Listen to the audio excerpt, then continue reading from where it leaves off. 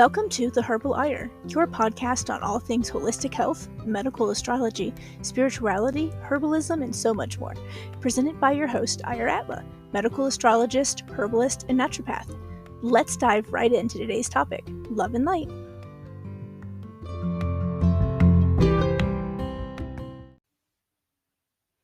Hey everybody, welcome back to The Herbal Ire. I am so sorry this episode is out late today. We have been traveling and I've been exhausted, so I was listening to my body, as I always tell my clients and even my listeners to do, and resting as it needed. So I am all rested up and I am getting this episode out to you now, and I really hope that you enjoy it. Hi, dear listeners. Welcome back to the Herbal Ire. I'm Ire Atla, your host, and I am wanting to talk today about something that's really personal to me, and also just something that I've noticed in general in the world lately, and that is unhealthy relationships and how healing yourself helps heal those relationships as well. So what I mean by that is when my now spouse and I got together, I had a lot of unhealthy, toxic habits that I honestly didn't even know that I had until I got with somebody who was not unhealthy or toxic. And that kind of made me reevaluate like how I was doing things. So I was raised in a household where emotional manipulation was the norm, where if you got in a fight, your first thing was to call the other person names, threaten to leave, actually leave sometimes, and leave them wondering if you were ever coming back again, threatening to get a divorce all of the time. Like, that was my parents' go-to fighting style, right?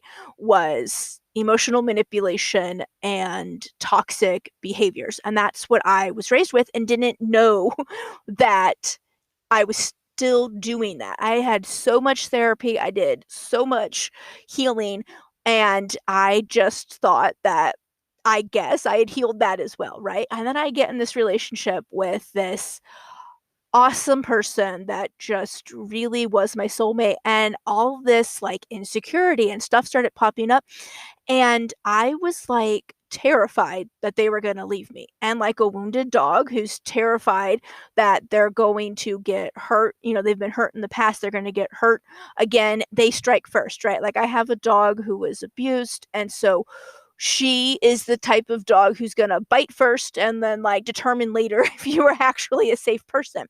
And that's because she's been hurt in the past. So to avoid getting hurt again, she's going to want to be the one who's hurting you first. And that is very much who I was, right? And I realized this when I got into this relationship and we had our first kind of disagreement, and my go-to was, well, I'm just going to leave then, because I'm not, I'm leaving you. I can't put up with this, blah, blah. And instead of him being like, okay, fine, leave, or screaming back at me or whatever, he instead was like leaning in with his love, right? He just like kept loving me anyway. He never yelled at me. He never raised his voice. He never once threatened to leave me too. He never once was anything like my parents were, right? He didn't fight unfair. He never called me names. He didn't bring up something from like 7 years in the past. Like, he just kept loving me no matter how unlovable I was in that moment. Like, his love was truly unconditional. And I was very much raised in a household where love was very conditional. And if you didn't do what I felt you should do, then I withdrew my love from you. That was my childhood. That was my upbringing. That was how my parents operated in their relationship. And so that's what I knew. So like the wounded person I was going to strike first, make sure that I got the hit in, so that then if he left, I could be like, oh, well, I had an excuse, right? Well, he left because it was him. It was something. I always had like that backup plan in the back of my mind. And I've noticed this a lot recently in just the world in general, a lot on social media. People that I follow, they're in really unhealthy, toxic relationships, and they're staying even though they know it's like they point it out, they even say, yeah, this is toxic, but they still stay. And then when they finally do get out, they just hop right back into another one, right? And it's because they're not really truly seeing that pattern yet, or understanding that they're maybe causing that pattern and are working on healing it. And so what I found when I found someone who finally was going to love me no matter what, and no matter how unlovable I was, and who didn't run away every time I got the least bit upset or we had an argument or anything like that, like I noticed that slowly but surely I started to not do that anymore, and I started to lean into other ways to communicate, and I stopped yelling for no reason, and I started using my words, and I started being more lovable. And then he didn't have to love me despite how unlovable I was. He could love me because I was just a better person as well. And it's like a huge transformation. And I just was thinking about this the other day because we recently went on a road trip. I think if you listen to the 2022 recap, you will have heard that. But we went on a road trip. And for 2 of the 3 weeks, it was just him and I in a van with a dog, visiting our older kids and seeing some friends, and then traveling back across the country in time to pick up our youngest daughter from the airport. And so it was just us, and we were just talking and having like really good conversation, and really, opening up and having a lot of emotional discussions, and, things like that. And as I was sitting there, I realized, I was like, when was the last time that I felt like really insecure about like him leaving me, and that my abandonment issues from childhood were rearing their ugly head and making me like want to strike first, so that if he did abandon me, would be like, well, I have an excuse for it. I didn't mean to do that, but he left, so it's still on him.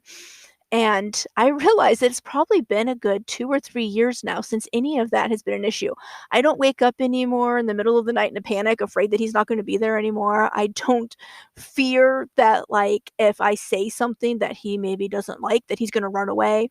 If we do get in a disagreement, which I have to say, like, never happens, we don't fight. And before you jump on me, oh my God, healthy relationships, definitely fight. What I mean by that is, like, we're not screaming at each other, right? Like, I was raised in a household where they screamed at each other when they were having a fight, and they threw things at each other, and they were threatening each other. And we don't do that. We're actually able to, like, if we are upset with each other, I can just say, hey, I'm really upset with you right now because of, insert reason here.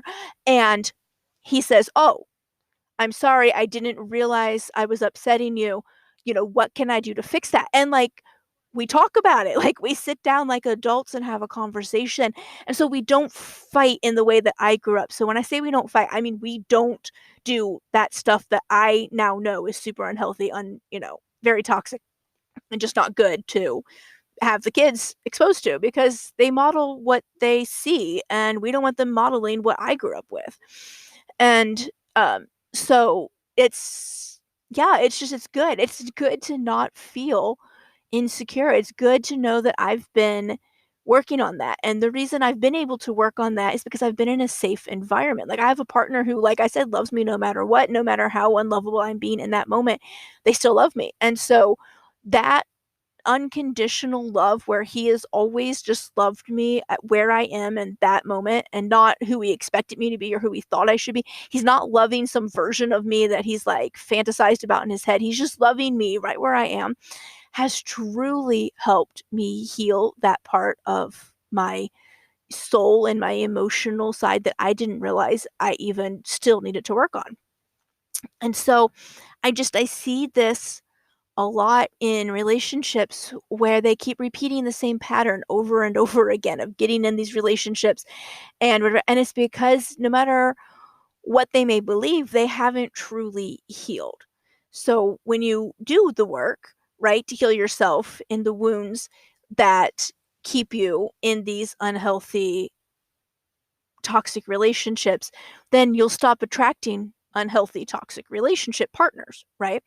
When what the vibe you put out, the frequency you put out, whatever you want to call it, what you put out is what you get back. So if you're putting out insecurity, and you're, putting out how unlovable you are and how no one's ever going to love you where you are, that's what you're going to get in a partner. You're going to get someone who doesn't love you where you are, who loves some fantasized version of you in your head, in their head, who is toxic and going to fight you and is going to push all of those buttons that bring those wounds to the surface.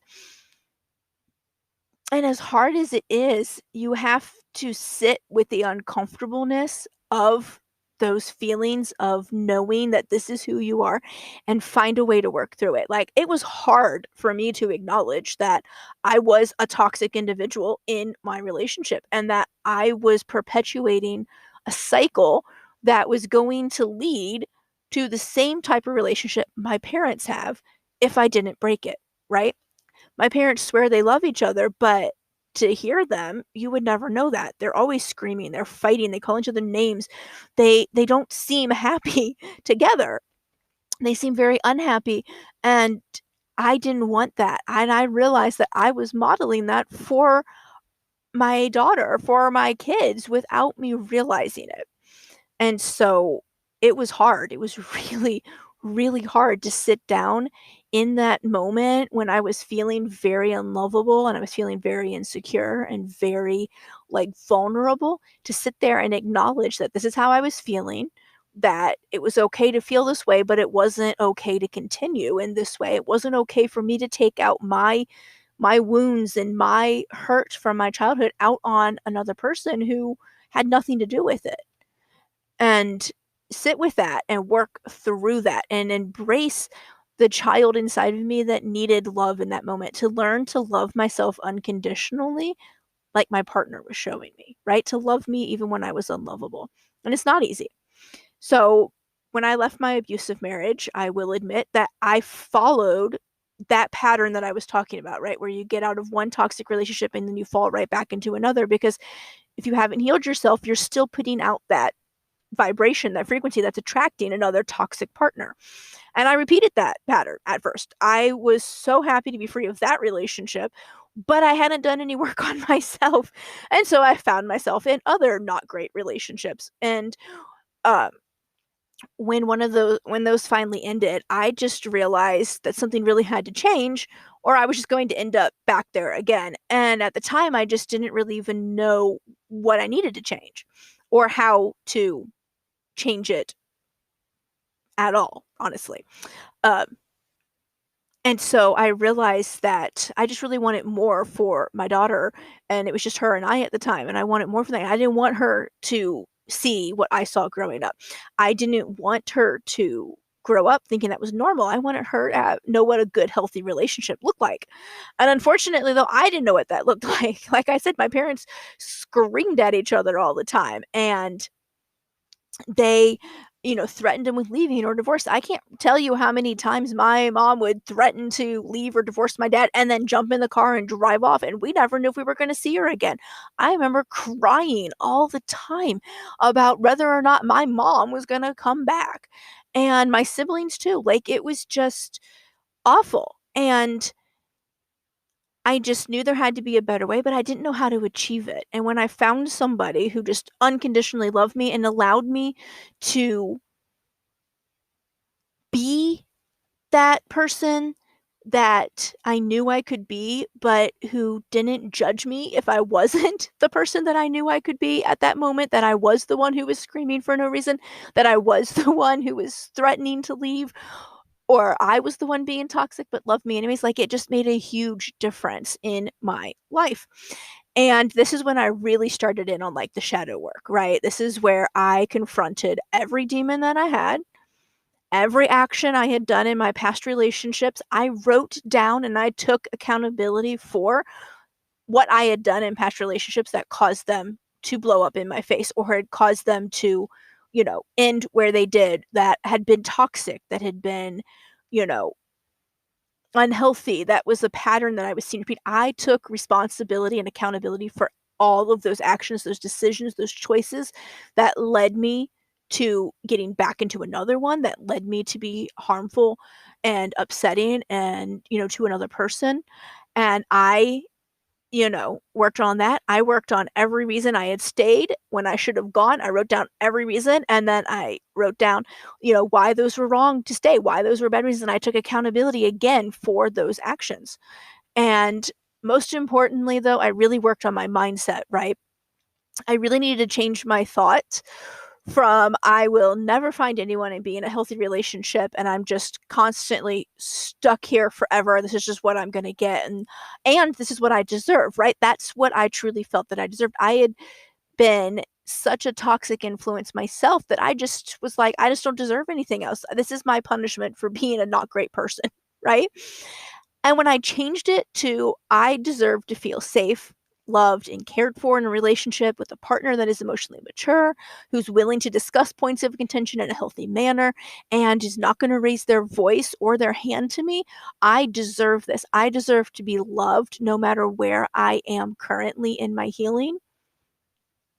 That's when things started to change. When I started truly believing that I was worthy of love, no matter how unlovable I felt that I was at that moment in time. I also incorporated therapy into this. I went to cognitive behavioral therapy, which I found worked really well for my brain and how it works. It worked way better than conventional like talk therapy. Talk therapy did nothing for me because I would go and I would talk about it, but there was never any like action steps to fix how I was feeling about myself, how I was talking about myself, what my mindset was. And cognitive behavioral therapy gave me steps. It gave me like guided steps to go through and goals to reach and to achieve and, all these things that I needed to do to change my wiring in my brain and change my life, right? So that's why it worked really well for me. I found that I needed like a plan of action and not just let me come and talk about, what a horrible person I was 6 years ago in this relationship. That didn't work for me. It might work for other people, and that's great. And if that works for you, perfect. But if you found that traditional talk therapy is not working for you, I highly recommend looking into cognitive behavioral therapy. You might be like me and you need something to work towards and like a goal instead of just, I'm going to talk about this and eventually things will change.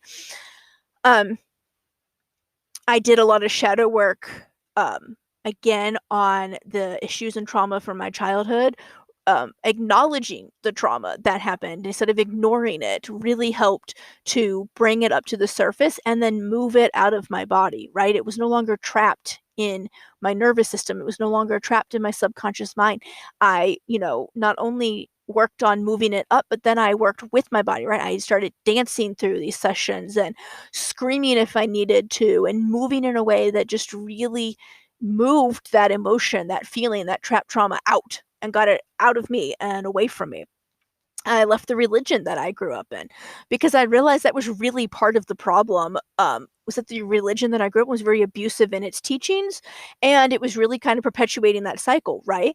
Because it was perpetuating the thought that I was a bad person, that I was never going to change, that I was incapable of changing without help from some invisible deity, and that I was always going to be a bad person because I was born bad, and so I had no hope of ever changing and becoming good.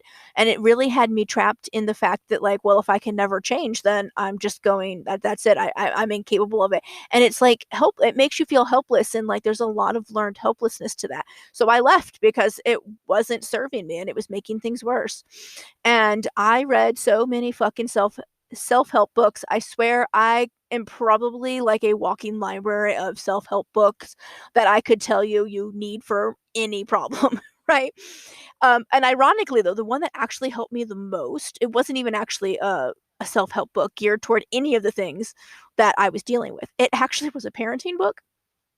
And I realized that on top of not having like any healthy romantic relationships modeled to me by my parents, I also didn't have a healthy parent child relationship modeled to me either.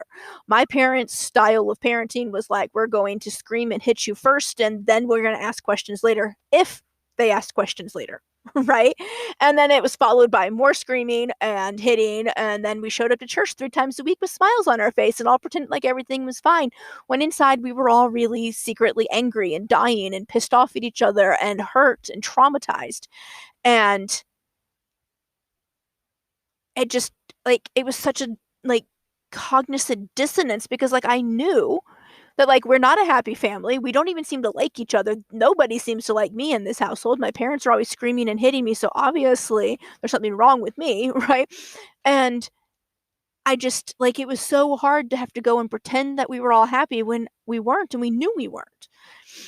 And so the only emotion that we were ever really allowed to show in the house or anywhere, to be honest, was happiness, right? If we weren't always smiling and whatnot, then we were getting in trouble for bringing down the mood of the house, and all the emotions revolved around my mother in the house.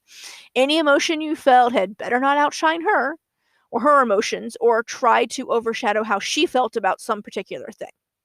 So if she was happy, you needed to be happy, but not as happy as her. If you were happier than her, then that was looked down on too, because now you again were trying to outshine her.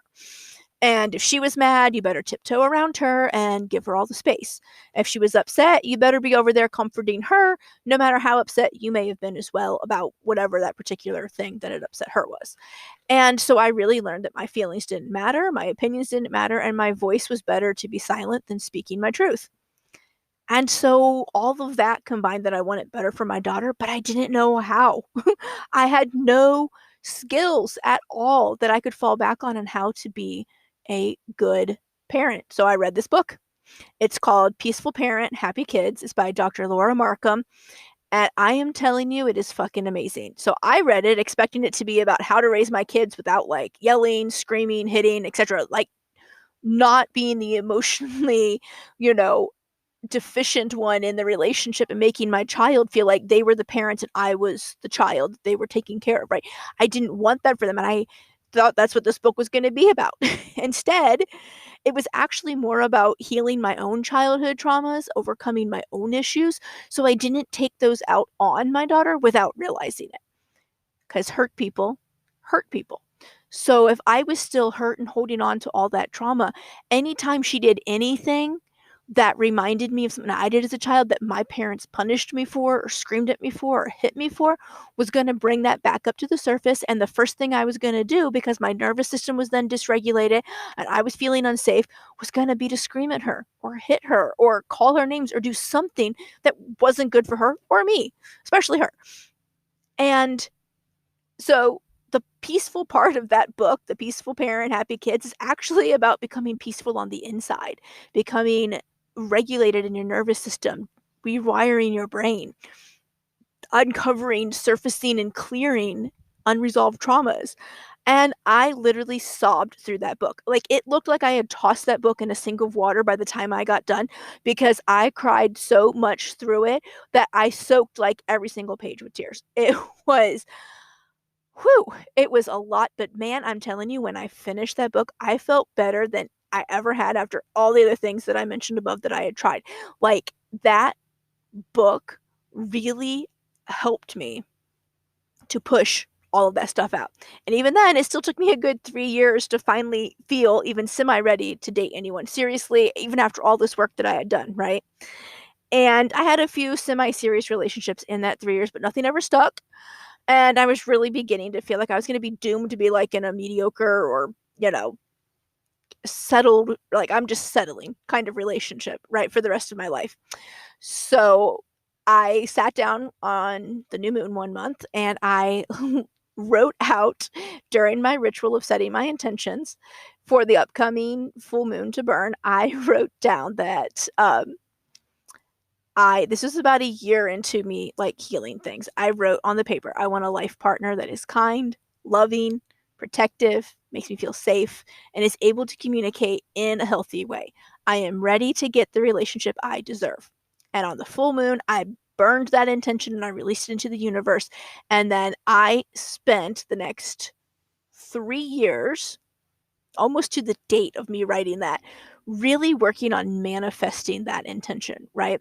I didn't go on dates with people that didn't make me feel good. I didn't go on dates if I didn't want to. I didn't stick around in relationships that were unhealthy. And this included friendships. This included coworker relationships. This included jobs that were making me miserable. I started really setting and enforcing a boundary that if it didn't make me happy, it didn't serve me, it felt toxic, it was bringing up trauma from my past, that I wasn't going to stay around for it anymore. And I started really, really sticking to that boundary. And I'm telling you, 3 years to the date, basic. It was like, I think it was like 1 day away from it. I decided I was done with dating. I was just over it. My new boundary was going to be that what happens will happen. And if somebody shows up, great. And if they don't, I'm fine. I don't need a partner. I have, my life is great how it is. I'm happy with where I am. I have my daughter. You know, we're going to be fine in life, whether we have somebody else or not. And I went in and I was deleting all of the online dating apps because as a single parent, the only amount of time you have to date is online because you don't have time to go anywhere else. And so I went to go delete this one app and I noticed I had an unread message and I was like, okay, let me just go check it because the OCD in me just wouldn't let me like just delete it with an unread message. So I opened it up and the first thing that struck me was that it was like an actual message. It had paragraphs, full sentences. It was someone who had obviously read my profile because they were asking questions about it and like they were interested in knowing more about me, right? And so I responded because it was such an anomaly and we continued messaging for weeks and then they finally asked me on a date and after a series of mishaps and just some plain craziness of schedules because two single parents trying to schedule a date is literally like a comedy of errors. It's insane. Trying to schedule two separate babysitters that all stuff on the same date at the same time. Yeah, I'm telling you, don't I don't recommend it if you can help it. And that was the beginning of the end. That was we went on that first date and we've literally been together since. I don't think there's been a moment where we've spent too much time apart since then. We just hit it off in a way that I can't even describe to you. And I am telling you, this is like my intention that I wrote down is manifested 100% in my husband. He is kind, he's caring, he's empathetic. He's never once raised his voice to me. He's never once thrown anything at me or raised his hand to me. He treats my daughter like she's his, and people honestly believe that she is to the point that they're like, she really doesn't look like her dad or you. So, and I'm like, oh, that's because, well, he's not her dad.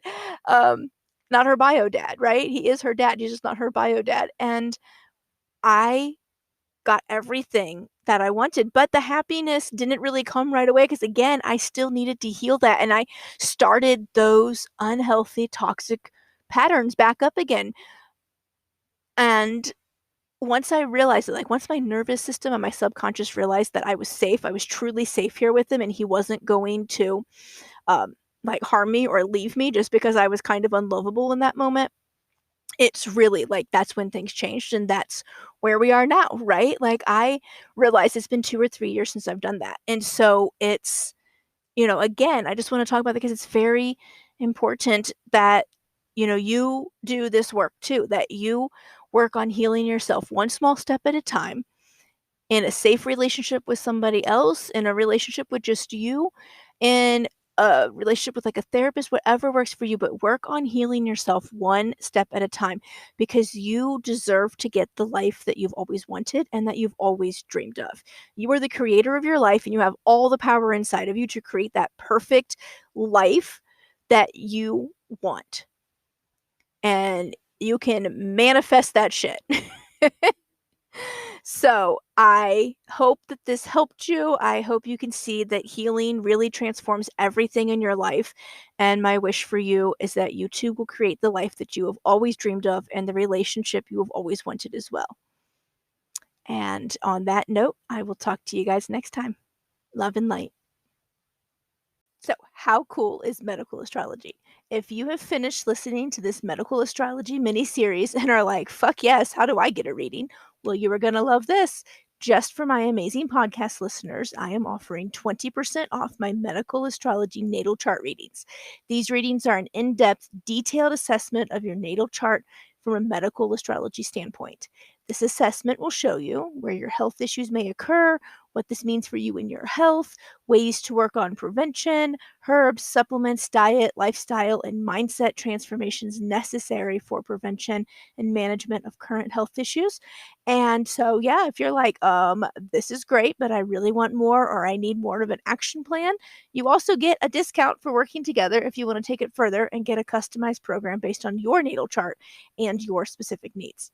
So, to redeem your discount, you're going to go to the link in the show notes and you're going to enter code MA20 at checkout. Again, you're going to enter coupon code MA20 at checkout to receive 20% off your medical astrology natal chart reading.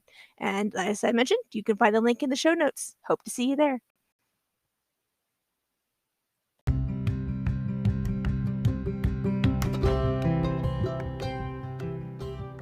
That's it for another great episode of The Herbal Ire. Tune in next week for more valuable content with your host, Ire Atla.